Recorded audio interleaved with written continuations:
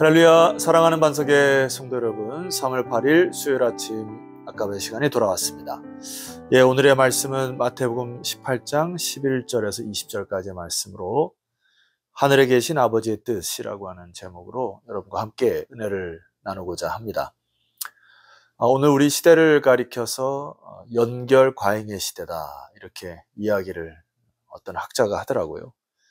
이게 무슨 이야기죠? 오늘날 우리들은 길거리에서, 지하철에서, 집에서 스마트폰을 붙들고 살아가는 시대가 되었다라고 하는 것이죠. 참 지나치게 인터넷 매체를 통해서 우리의 시대를 살고 있다라고 하는 것이고, 뿐만 아니라 인터넷상에서도 전혀 모르는 사람들과 접촉하고, 또 그 연결을 통하여서 많이 이렇게 불륜까지 이어지는 그런 신풍속도의 시대가 되어버린 그런 연결 과잉의 시대가 되었다, 이렇게 얘기합니다. 도대체 왜 이런 시대가 되었을까? 그것은 우리 인간 안에 상대적으로 외로운 시대, 그 외로운 삶의 반증이라고 그렇게 생각이 됩니다. 나를 진정으로 사랑해주고 아껴주고, 또 나를 인생에 있는 모습 그대로 그 가치를 인정해주는 사람들이 없기 때문에 사람들이 자꾸 이렇게 매체를 통하여 자기의 존재다움을 발견하려고 하는 것이죠.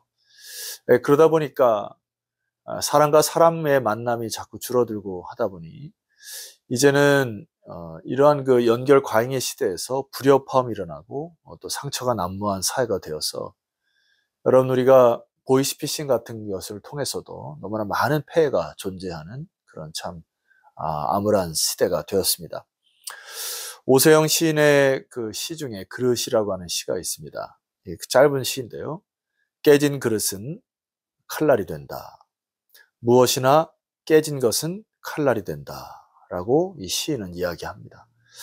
세상 도처에 깨진 그릇과 같은 날카로운 소리들이 우리들의 마음에 아픔과 상처를 주고, 또 그 상처를 품고 살아가는 우리 현대인의 아픈 현실을 이야기한다고 보게 됩니다.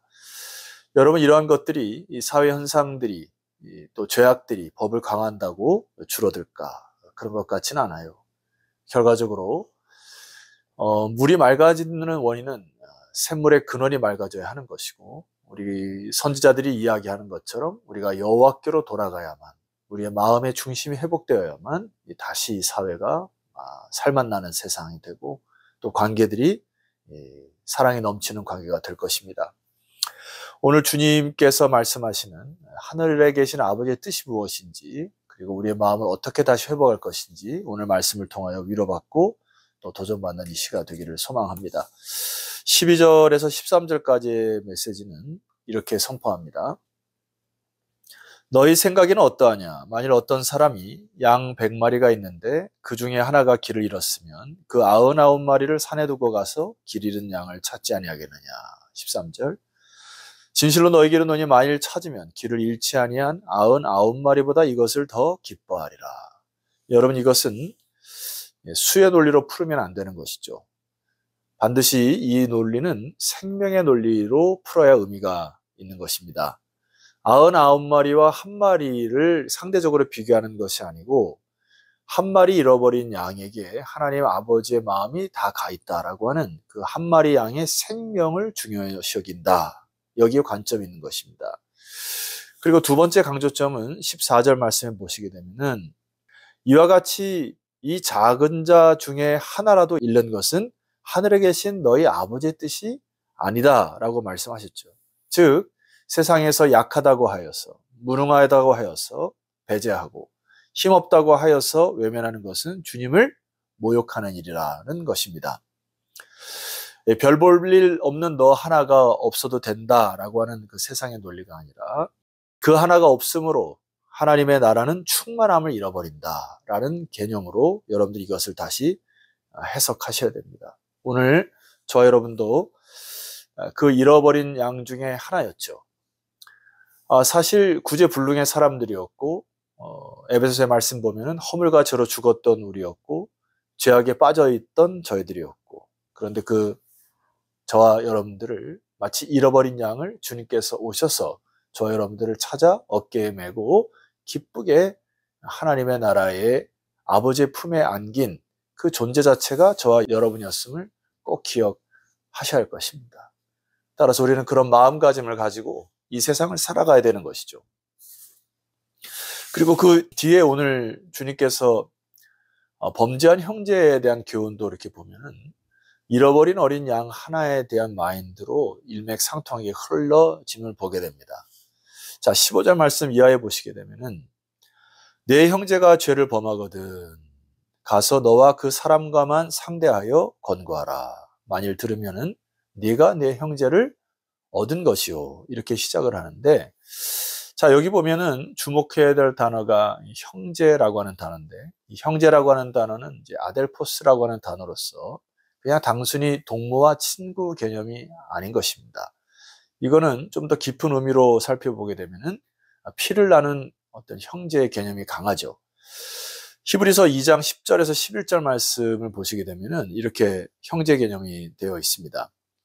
그러므로 만물이 그를 위하고 또한 그로 말미암은 이가 많은 아들들을 이끌어 영광에 들어가게 하신 이래 그들의 구원의 창시자를 고난을 통하여 온전하게 하심이 합당하도다. 11절 거룩하게 하시는 이와 거룩하게 함을 입은 자들이 다 한 근원에서 난지라. 그러므로 형제라 부르시기를 부끄러워하지 아니하시고 십자가를 지시고 죄를 사하심을 통하여서 주님은 우리에게 피를 흘려 장자의 축복, 영적 장자의 축복을 회복하셨다. 그리하여서 우리를 형제라 부르기를 부끄러워하지 아니하셨다.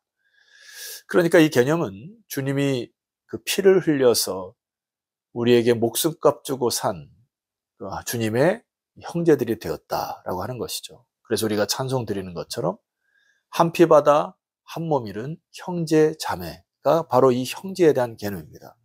그래서 그 형제들은 갈라디아서 3장 28절 말씀 보니까 너희는 유대인이나 헬라인이나 종이나 자유인이나 남자나 여자나 다 그리스도 예수 안에서 하나이니라.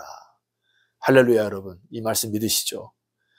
우리가 피부색이 다르다고 하더라도 또 남자와 여자 성비가 다르다고 하더라도 뭐 학벌이나 외모나 어떤 능력의 차이가 있다 할지라도 그것이 문제가 되는 것이 아니고 주 안에서는 그것이 다 하나가 되었다라고 하는 이 말씀 믿고 나갈 때 오늘날 깨진 그릇, 깨진 아픔, 깨진 상처 때문에 곳곳에서 이 상흔과 혈흔이 묻어나는 이 사회 현상 속에 주님의 심장을 가지고 형제라는 직분으로 이 세상을 한 마리 양을 잃어버린 양을 찾아 헤매는 주님의 마음이 회복될 때 비로소 하나님의 나라가 아름답게 이루어질 것입니다. 예, 그래서 주님께서 우리 공동체에게 경각심을 가지라. 그리고 죄가 공동체에 들어올 때 어떻게 형제가 갖고 있는 마음으로 그것을 해결할지를 말씀해 주시는 본문이죠. 죄가 공동체에 오게 되면은 마음이 갈라지고 서로 상처가 나고 아픔이 있고 갈등이 있게 됩니다. 마치 나무에 진액이 마르는 것처럼 이 공동체가 힘들어하고 또 그 당사자들이 참으로 힘들어하는 일들이 벌어질 것입니다. 그런데 오늘 이 주님께 주신 말씀을 계속 곱씹고 곱씹다 보면은 제가 왔으니 그것을 도려내라 이런 차원이 아니더라고요. 그 영혼을 품어서 다시금 되살아나도록 너희들이 도와줘라 이런 얘기거든요. 자, 보실까요? 15절에 보시게 되면은 너 형제가 만약에 죄를 범하거든 첫 번째 이야기가 가서 너와 그 사람과만 상대하여 권고하라. 만일 들으면은 네가 네 형제를 얻을 것이다. 그 형제를 얻기 위하여 그 죄를 떠벌리지 말아라. 그리고 네가 그것을 신뢰관계가 있다고 하면은 가서 권고하여 타일러라. 바로 이것이 첫 번째 그 영혼에 대한 배려이고 그럼에도 불구하고 그것을 듣거나 돌이키지 아니한다면은 두 번째 방법을 쓰는데 16절 말씀 보세요. 한 두 사람을 데리고 가서 두세 사람으로 하여금 증인의 입으로 말마다 확증하게 하라. 그 영혼이 더 죄악에 노출되지 않도록 개인의 프라이버시를 지키면서 신뢰할 만한 사람들을 데리고 가서 그들의 증인의 입으로 말마다 확증하게 하라라고 하는 것은 그가 잘못한 것들을 잘 깨닫고 그것들을 돌이킬 수 있도록 또한 기회를 주어라 이런 얘기죠. 자, 세 번째, 그럼에도 불구하고 돌이키지 않거든. 17절. 그들의 말도 듣지 않거든 교회의 말하고 교회의 말도 듣지 않거든 이방인과 세리같이 여기라. 과감하게 잘라내라 라고 하는 의미가 아니고요. 이 부분은 이방인과 세리와 같이 여기라 이렇게 얘기하셨죠. 이거를 이제 메시지 성경을 보게 되면은 이렇게 풀어 있습니다. 너는 처음부터 다시 시작해야 할 것이다. 그에게 회개의 필요성을 지적하고 하나님의 용서하시는 사랑을 다시 베풀어야 할 것이다. 그러니까 이방인과 세리같이 여기라고 하는 것은 뭐냐면, 그래 아직 저가 이방인처럼 하나님을 영접하지 못한 자로, 혹은 세리와 같이 여기라고 하는 것은 아직 죄인으로서 온전히 회개치 못함으로 인하여 마음을 빼앗겼으므로 하나님의 말씀 무시하는 것이니 다시 한번 처음부터 그를 권고하기를 바란다. 여러분, 이 말씀을 주님의 진의를 보게 되면은 단순히 죄를 졌다고 도래하는 차원이 아니라 회개 기회를 주고 끝까지 그 영혼을 돌보도록 하는 공동체의 사랑의 메시지를 우리에게 허락하시는 것입니다. 그리고 오늘 우리에게 결론과 같이 주는 메시지가 18절 말씀에 여러분 너무나 잘 아시는 이 천국 열쇠에 대한 부분인데, 너희가 매면 하늘에서 매일 것이고 너희가 풀면 하늘에서 풀릴 것이다 라고 하는 이 부분인데요. 이 천국 열쇠가 바로 이 땅의 교회에게 주어진 것이라 말씀하시죠. 여러분 아멘이십니까? 우리 교회가 이렇게 굉장한 공동체고 굉장한 조직이라는 것을 여러분 믿으셔야 됩니다. 우리가 함께 새벽에 모여서 기도할 때, 우리가 합심하여 하나님께 기도하여 이 부분을 하나님께 간구하면 하늘에서 듣고 그 죄를 사하는 역사가 이 교회만이 갖고 있는 아주 중요한 역할임을 기억하셔야 합니다. 그래서 오늘 주님께서 이렇게 말씀하시죠. 19절입니다. 진실로 다시 너희에게 이르노니 너희 중에 두 사람이 땅에서 합심하여 무엇이든지 구하면 하늘에 계신 내 아버지께서 그들을 위하여 이루게 하시리라.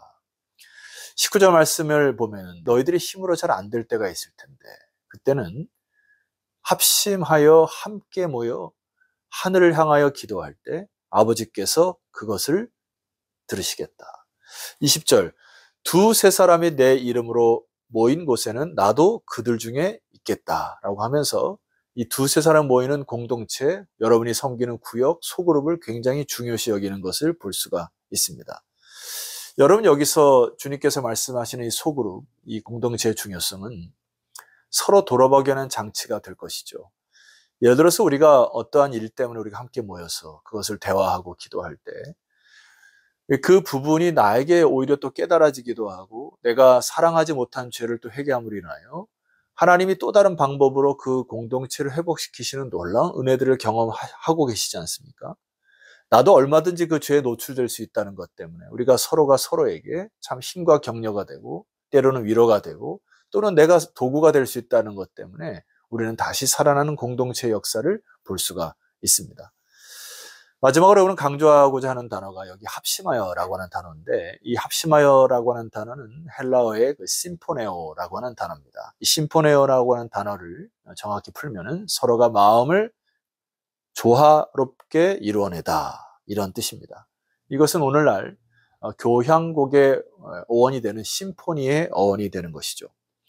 합심을 향하여 마음을 다하여 또 서로가 서로 힘을 다하여 무엇을 하라고 하죠?